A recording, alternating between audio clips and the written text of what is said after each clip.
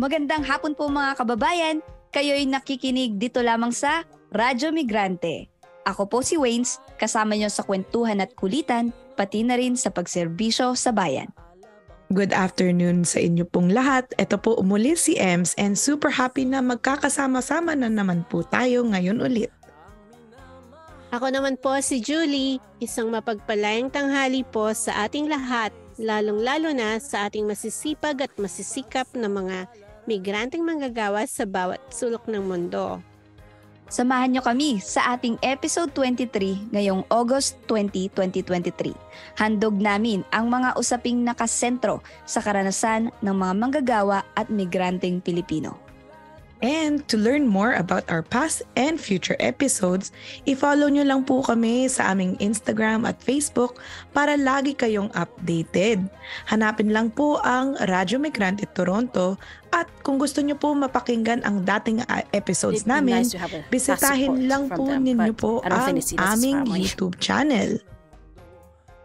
So today, we will talk about this week's top news dito sa Canada at sa Pilipinas.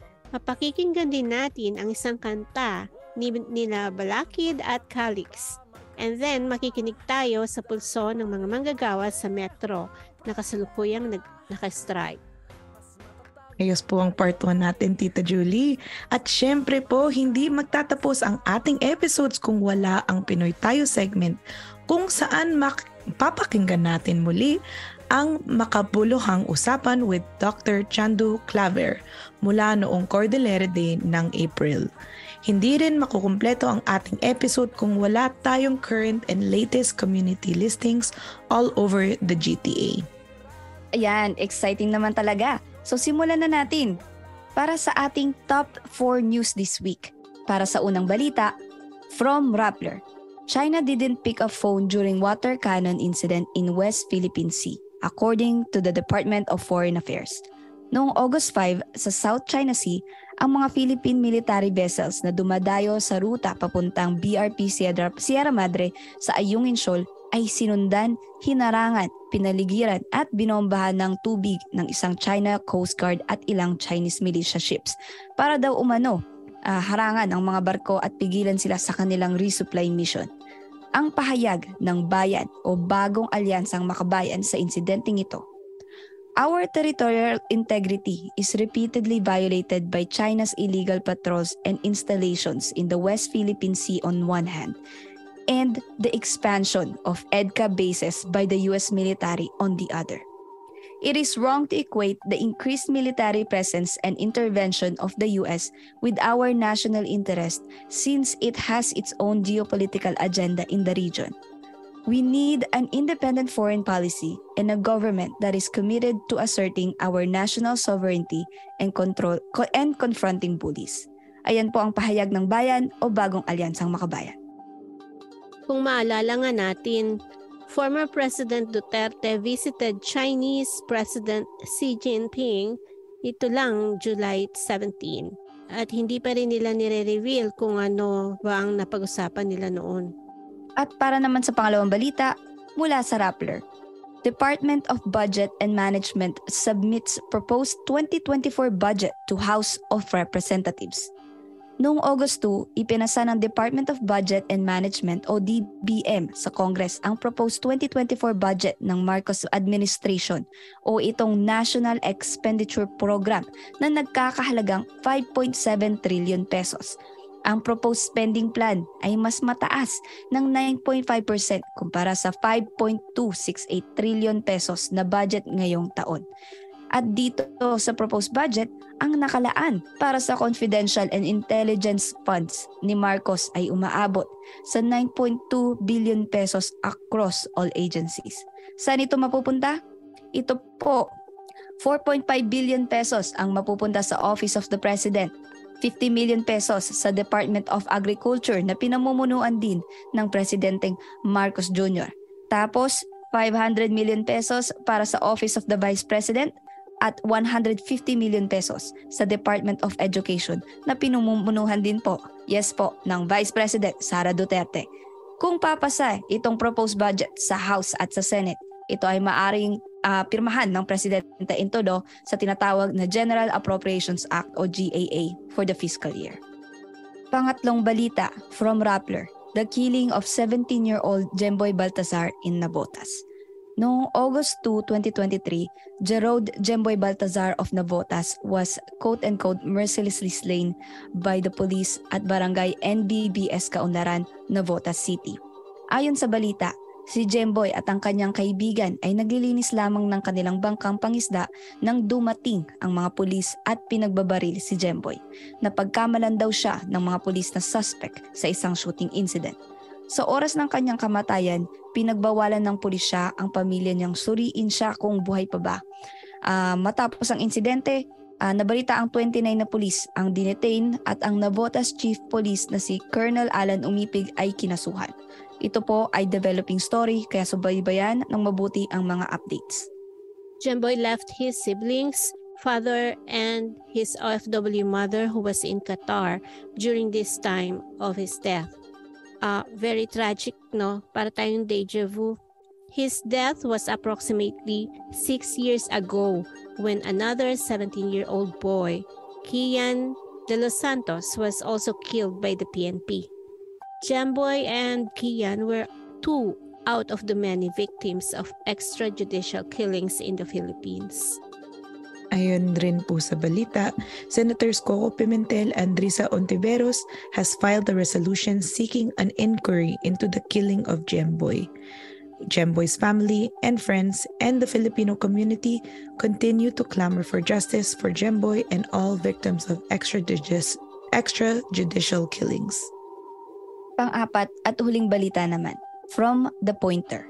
Ontario Auditor General unwraps Dogford's multi-billion-dollar Greenbelt gift to developers.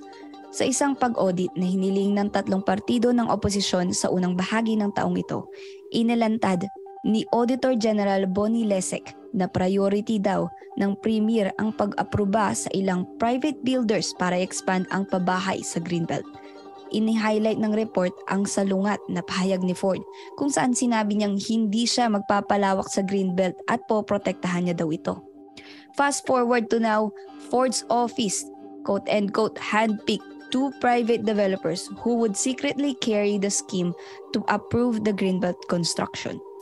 Ang ibig sabihin nito, pumili siya ng dalawang developers who would control over 6,800 acres of land for $80 million. Sa kabila ng mga natuklasan ng pag-audit, tumanggi pa rin si Dogford na muling bisitahin ng mga desisyon na alisin na ang mga protected land mula sa Greenbelt Plan na para daw sa pagpapaunlad at pabahay. Mga karadmig, alam nyo ba po, ang Greenbelt ng Ontario ay pinakamalaking protektadong bukirin, kagubatan, basang lupa, ilog at lawa sa mundo. Ito ay 2 milyong ektarya na protektadong lupa na nagbibigay sa Ontario ng sariwang hangin, malinis na tubig at pinagkukunan ng pang-araw-araw ng pangangailangan natin. Ayan, patuloy po kayong nakikinig sa Radyo Migrante dito sa Toronto's Best Filipino Community Program, Vibe 105. Natunghayan po ninyo ang mga balita at ngayon naman magbalik tanaw tayo sa kasaysayan at kultura ng Pilipinas. Pakinggan po natin. Hello everyone! Ako po muli si Ems and welcome to our Filipino Word of the Week, kung saan mag-share tayo ng bagong Filipino word each week from various languages in the Philippines. Alam niyo ba, ang Philippines, there's approximately 130 Philippine languages na validated by the Komisyon sa Wikang Pilipino. Ang main languages includes Ilocano, Cebuano, Tagalog, Hiligaynon, Waray, Bicolano at iba pa. Para sa linggo nito, ang word na we will present is sahod. Ang ibig sabihin po ng sahod ay salary. Root word siya ng maraming salita. Kumbaga, for example, ang sumahod is to earn a salary.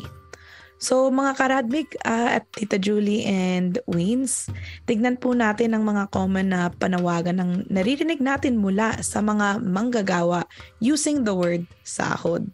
Oo nga, Ems. Isa sa mga madalas nating marinig ay ang panawagan para sa, quote, nakabubuhay na sahod. End quote.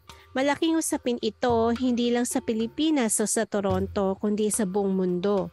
Habang tumataas kasi ang presyo ng mga bilihin, ang tunay na halaga ng sahod ng manggagawa ay bumababa.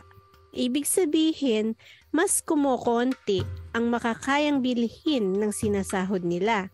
Samantala, ang net worth naman ng mga bilyonaryo sa Pilipinas ay patuloy ang pagtaas. Ayan, oo, lagi ko nga rin naririnig yan. Isa pa sa madalas nating naririnig na hinaing ng mga manggagawa ay itong sahod itaas, presyo ibaba. O sa English, increase wage, lower prices. At connected din ito sa sinabi mo, Tita Julie. Ang mga presyo ng mga bilihin kasi patuloy na tumataas. According nga sa Global News dito sa Canada, patuloy pa rin yung pagtaas ng mga presyo ng mga pagkain na nabibili natin sa groceries. Ayan. So, sa sa Pilipinas, na pag-usapan natin recently, na yung mga presyo din sa atin, tumataas din, yung mga bilihin. Pati yung pagsingil ng Meralco, tumataas din. Pero, maliit pa rin yung sahod ng mga manggagawa, ng ordinaryong Pilipino. So, hindi na magkakasya, dun sa sahod na yon, yung para mabili yung pang-araw-araw na pangangailangan. Lalo na kung meron pang pamilya na sinusustentuhan. Kaya't ang panawagan, itaas ang sahod para ito ay maging nakabubuhay na sahod. Ibig sabihin, dapat yung sahod nila sapat na para bayaran ng kanilang rent, yung kuryente, patubig, pagkain at iba pang paggastusin. Patungkol naman sa presyo ibaba, na panawagan din ng mga progresibong organisasyon ang pagpapatupad ng price control. Ayon nga sa Ibon Foundation, sabi nila, mas pinatitindi ng gobyerno ang pagtatax sa mga mahihirap kaysa ibuhos ang atensyon sa pagsingil ng karampatang buwis sa mga bilyonaryo at naghaharing uri. Ayan po ang sabi ng Ibon Foundation.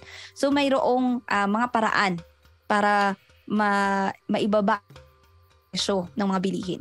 Hindi nga lang ito ang pinaprioridad ng ating gobyerno as we have seen. Maraming salamat, Wayne, sa Tita Julie for unraveling ang term na sahod for us. Salamat po sa pagkikinig and join us again next week for another segment of history. Talaga mag-tune in ang ating mga kababayan sa segment na ito dahil marami silang natututunan every episode. Maraming salamat, Ems. At para sa susunod na segment, lumubog tayo sa ating kulturang Pilipino. Ngayon naman, para sa kulturang Pilipino, ako po si Julie.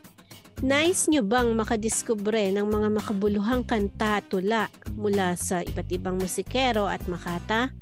Ang segment na ito ay magsisilbing espasyo para sa iba't ibang pagtatanghal ng mga talento ng ating mga kababayang Pilipino. Ang featured song natin this week ay Distansya by Balakid and Calix. Isa ito sa 12 kanta na laman ng rap album na Collateral. Ang album na Collateral ay naglalaman ng narrative at socio-politiko komentary sa war on drugs sa Pilipinas na kampanya ni dating President Rodrigo Duterte. Quote, created by the collective Sandata, an NGO who uses data and analytics to understand and resist the Duterte administration's campaign against illegal drugs, colloquially known as the drug war. End quote. That is from Rappler. Mula naman sa Wikipedia, ang distansya o distance retells the experiences of an overseas Filipino worker or OFW working in Kuwait named Luz Viminda Siapo, who had a child back in the Philippines. Her 90-year-old son, named Raymart, was abducted and killed on March 29, 2017 because their neighbor accused him of peddling marijuana. The song laments on how the government praises OFWs while disregarding the domestic human rights situation. So, pala siya, no? Based on life, on real life. So, tara, let's listen to the song. Hello?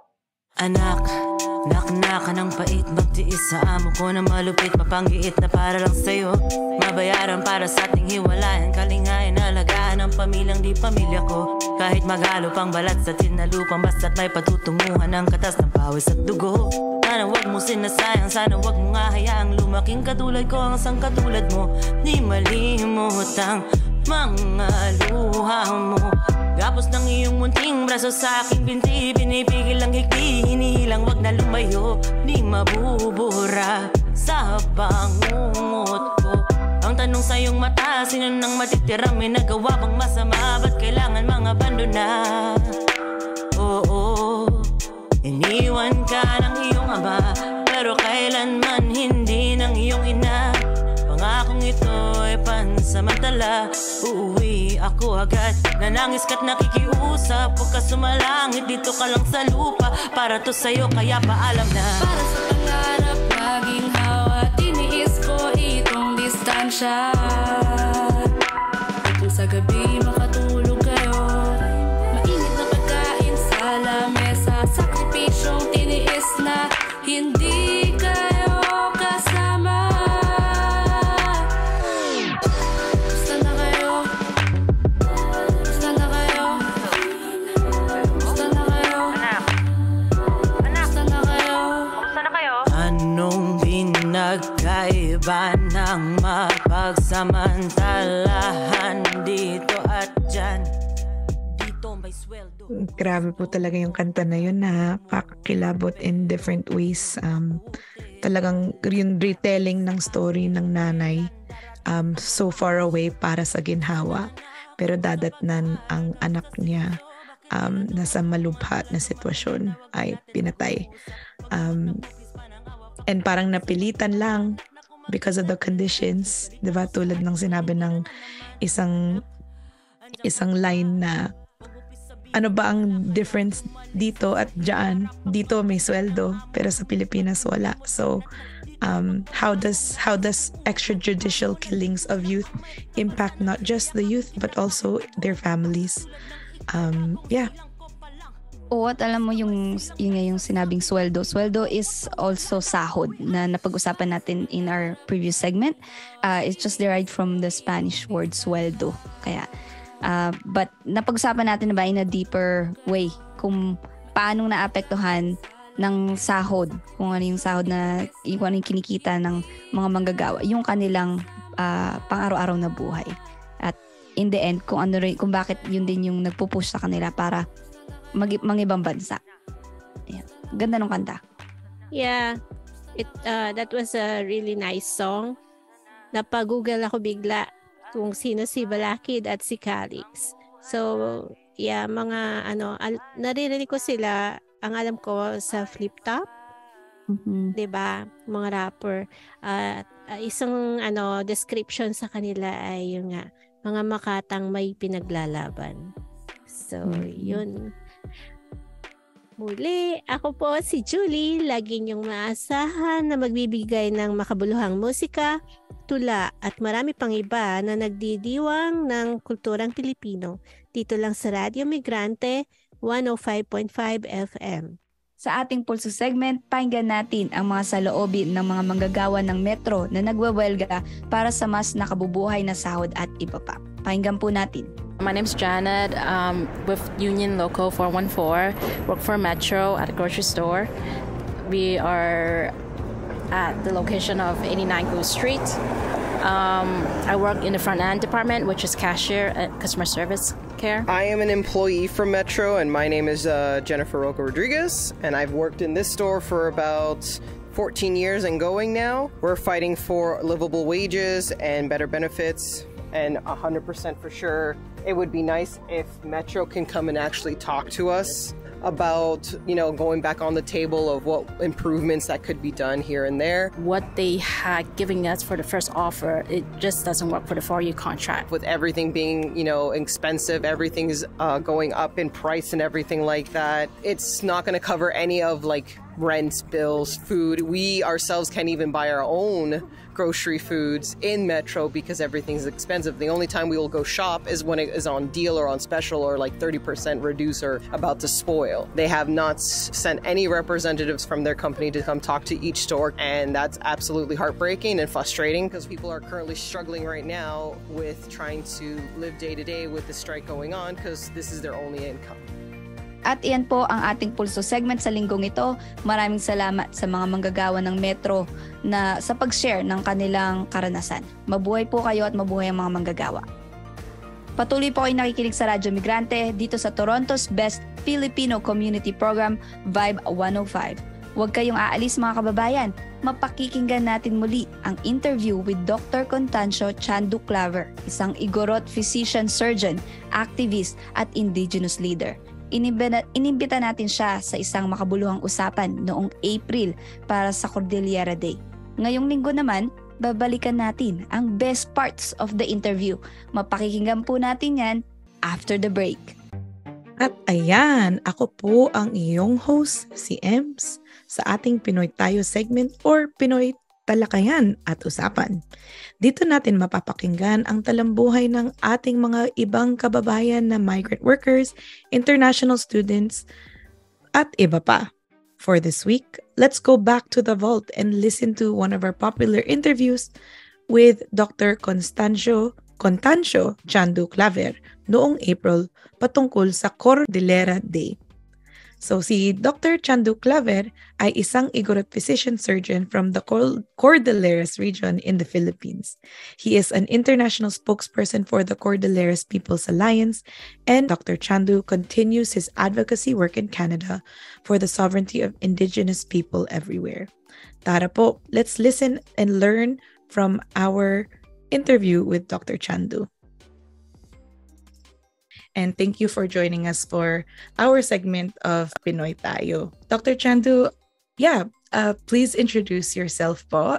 Tell us your migration story. I'll let you lead the kwentuhan para sa atin.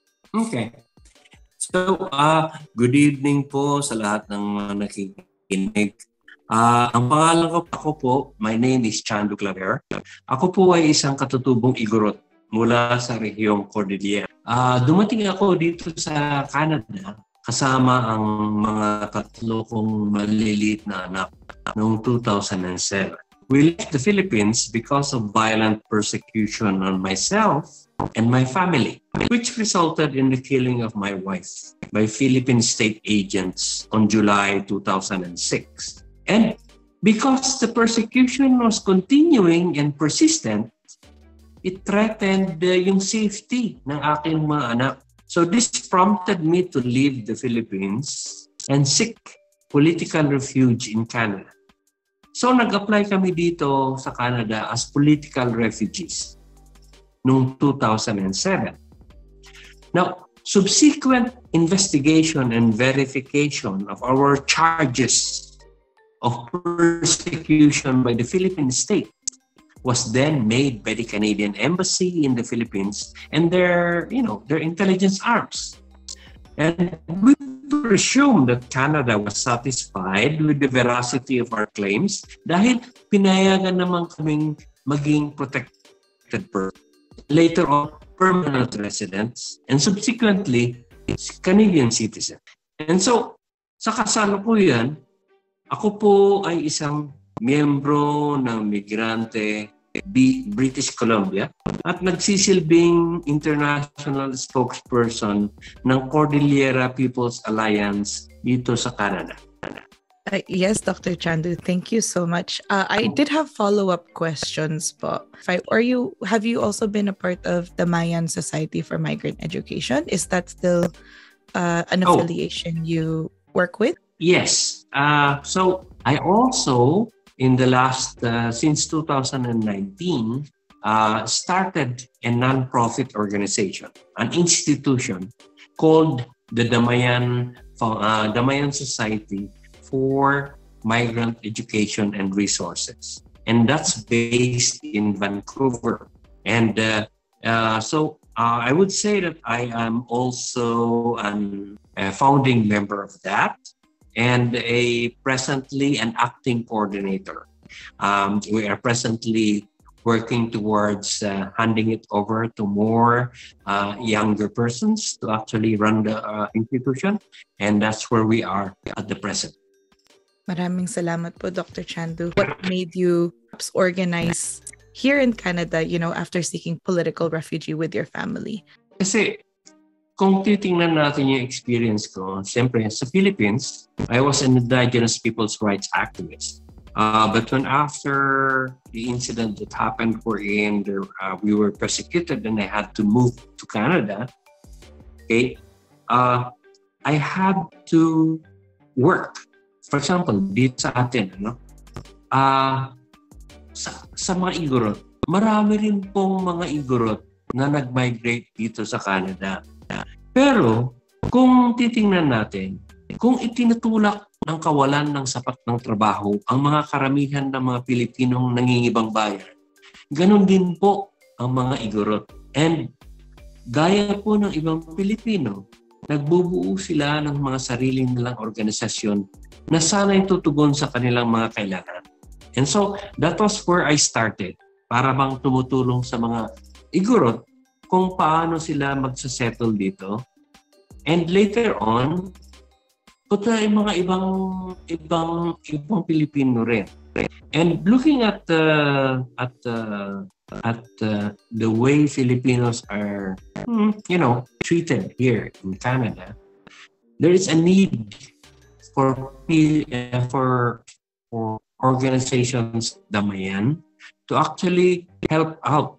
Kasi maraming mga na disenfranchise, maraming mga na-oppressed, mga Pilipino, and most of the time, most Filipinos will try to sort of, parang stomach it.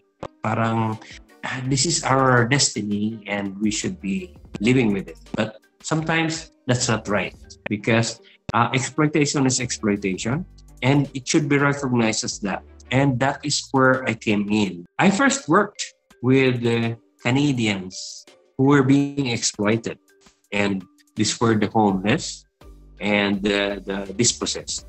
But I also saw what was happening to Filipinos.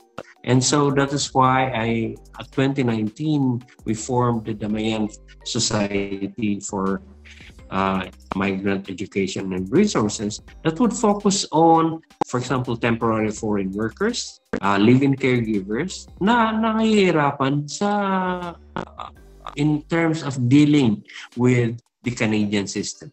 So, yun yung experience ko. Maraming salamat, Dr. Chandu. I wanted to bring us back before moving to Canada. And I know that you were also a part of, the Cordillera People's Alliance, and also a member of the Cordillera community. Could you tell us or kwentuhan po tayo tungkol po sa experience as a Cordillera community member and as a Cordillera's People's Alliance organizer? So, ako po ay at Sirano, surgeon, tawigan ng Kalinga for 22 years, mula 1984 hanggang 2006. Liban sa aking pagmamahala sa isang maliit na ospital sa sentrong bayan ng Tabo, I also led a team of medical workers in establishing self-reliant community-based health programs in remote areas in the province not adequately reached by health services. Now, through the years, we were able to extend our services to 17 barrios or barangays. Pero sa ating pakikipagsalamuha sa mga katutubong naninirahan sa mga liblib na pook na ito, and even sa pagbibisita ko sa other provinces ng Cordillera, nakita ko yung pagsasamantala ng Estado at ibang mga grupo, korporasyon, or individual sa kanila. So this led to my development from a doctor, a physician, surgeon, to an indigenous people's rights and human rights activist. And in the Philippines, I performed this role under the auspice of the Cordillera People's Alliance, na isang alyansa ng mahigit 150 katutubong organisasyon sa kabuuan ng rehiyong Cordillera. So, that's how I developed myself as a member of the Cordillera community before moving to Canada. Maraming salamat po, Doc Chandu. How about the experiences currently? Kasi, many people are, I guess, for lack of better words, are becoming aware of indigenous communities in the Philippines, especially, after Apo Wangod, Vogue cover made rounds in the internet. I know, but in terms of the article of Vogue, little or no mention of the struggle of Cordillera's people were kind of mentioned in those articles.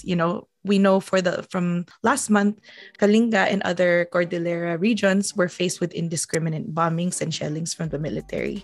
Would you be able to speak towards kind of that situation that the region is facing?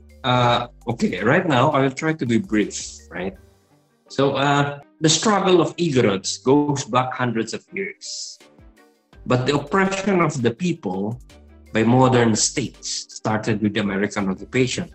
And since then, all regimes up to the present time only consider the Cordillera mountain ranges as a resource base. Ang ibig sabihin po nito ay ang tingin ng Estado ay ang Cordillera po ay pagkukuhanan po lamang ng mga ginto, mineral, ng tubig at kuryente, kahoy at troso, at iba pang enerhiya. This is the main reason that the state has declared the largest part of the Cordillera as public land. Na ibig sabihin po ng public land, hindi po yan pwedeng ariin ng individual.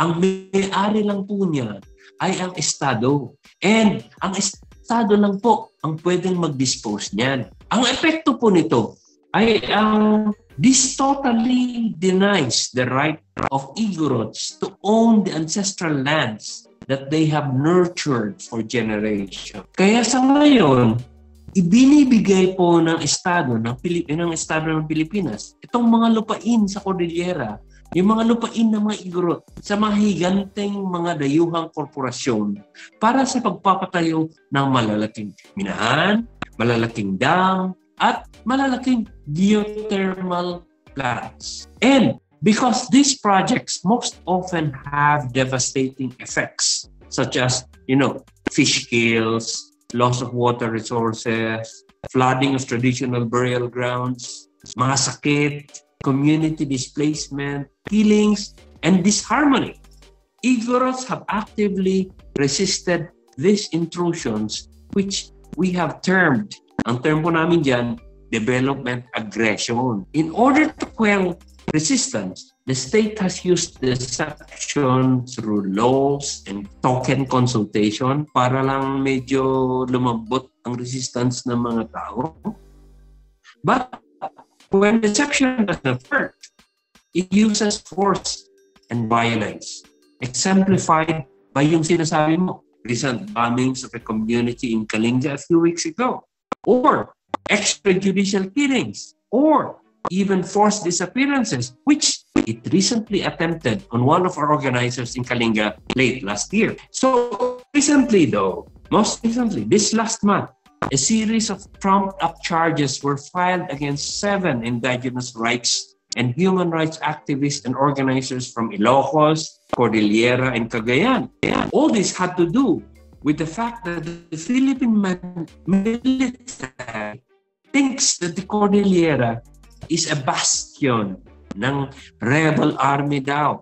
And also, connected ito sa fact that 2 joint Philippine-American bases are being set up in northern Luzon, one in Ilocos and one in Cagayan. And so, ito yung reason that in the last 2 months, we have come up with a big campaign.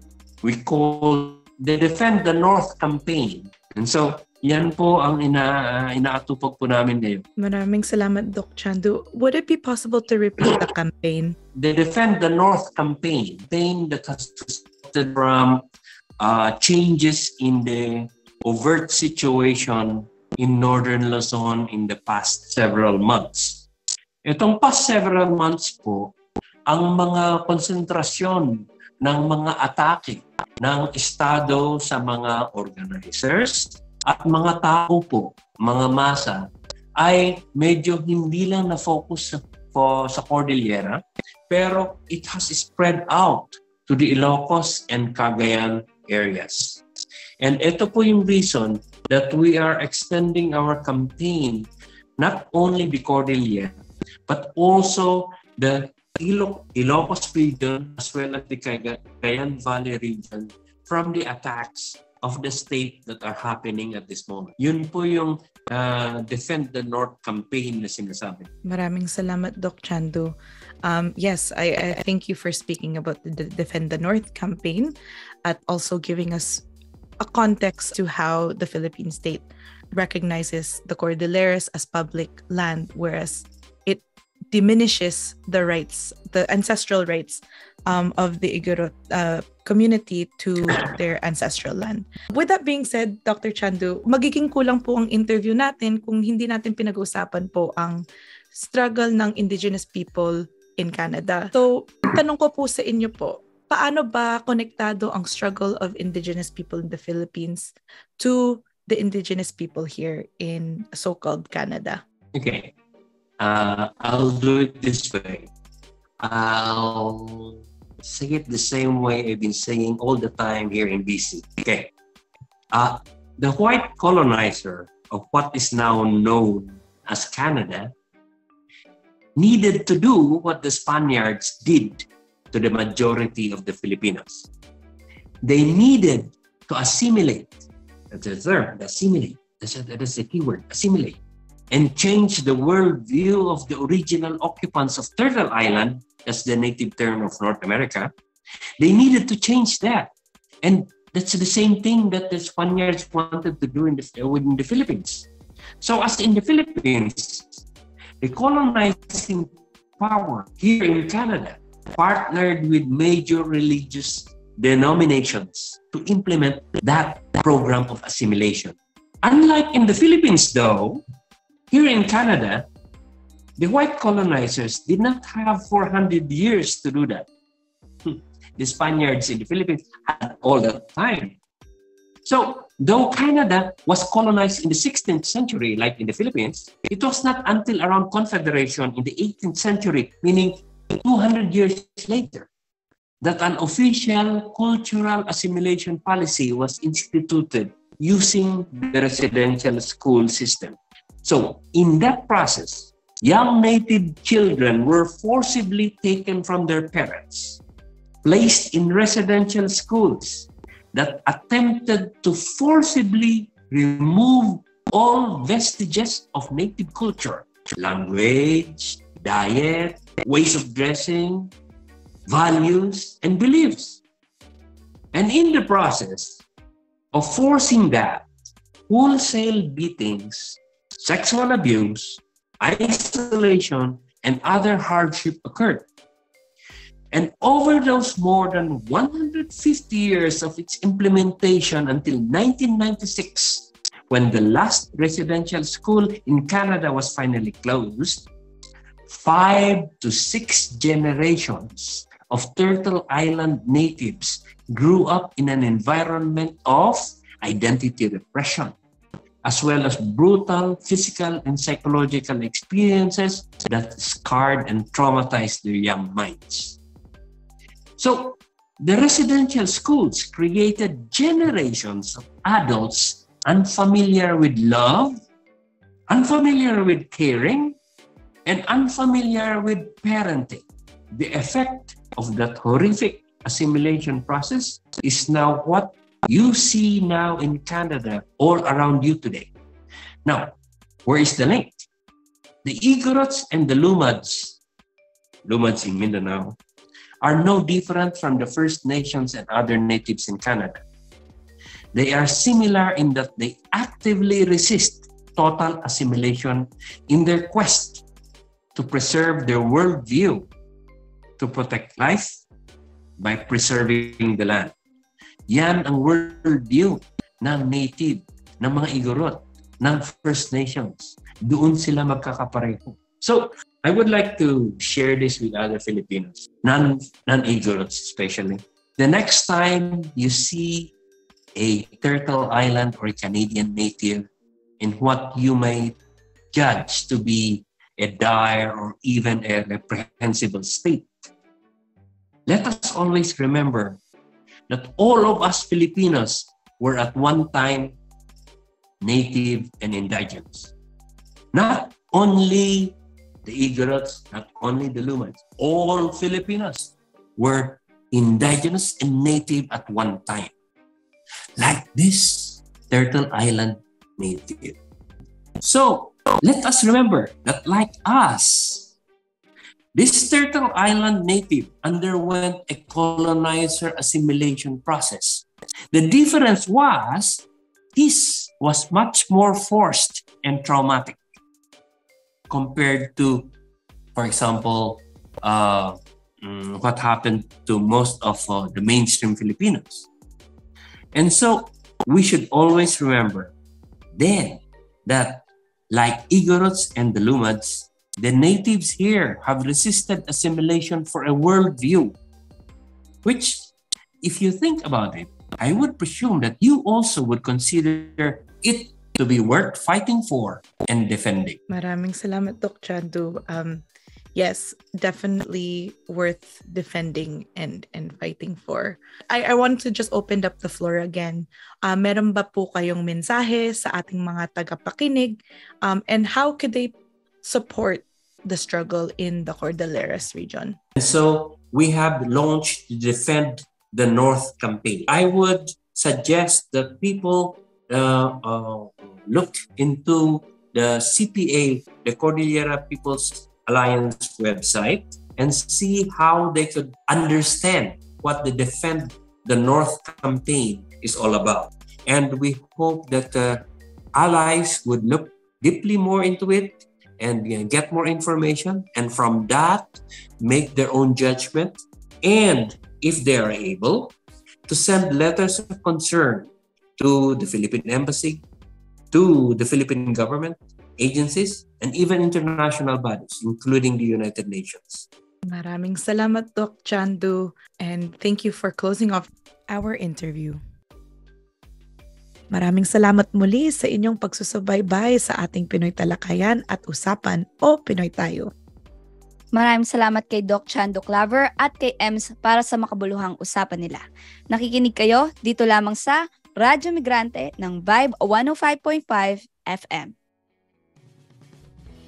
At syempre, to stay updated sa happenings sa ating community, ito ang mga event at announcement. Sa August 19 to 20, halina't bumisita sa Taste of Manila sa Bathurst and Wilson. Experience 10 years of delicious Filipino flavors shining bright with a spark. Or Society of Philippine Artists, Recreation and Community sa Toronto's Little Manila. Sa August 26 to 27 naman, kayo ay makilahok sa Philippine Independence Day Council's 35th Year Anniversary Festival na may temang pasalamat. 35 years strong ang PIDC in bringing the Filipino-Canadian community together in nurturing Filipino culture and tradition. At sa August 26 pa rin, Sabado, starting at 12 o'clock in the afternoon, ang monthly kwentuhan ng CESO or Caregiver Connections, Education and Support Organization ay gaganapin sa Wilkett Creek Park. So bali yung usual online kwentuhan ng mga kaseso, gagawin nila this time as a lunch date. Kaya punta na kayo sa 1120 Leslie Street, Toronto.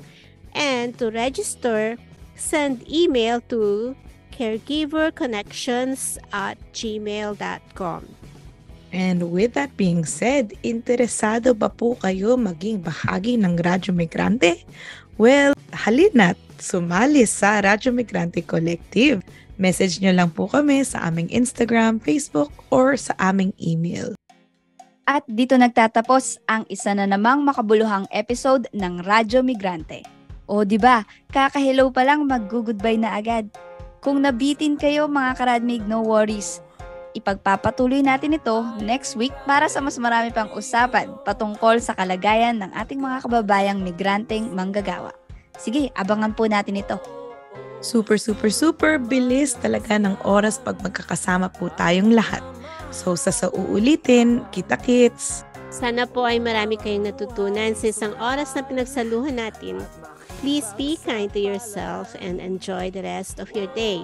Dahil bukas ay simula na naman ng hindi maiiwasang pagbabanat ng buto at ng patuloy na pakikipagsapalaran para sa ating mga mahal sa buhay na umaasa sa atin. Padayon mga karadmig para sa progresibong politika at pagbabago.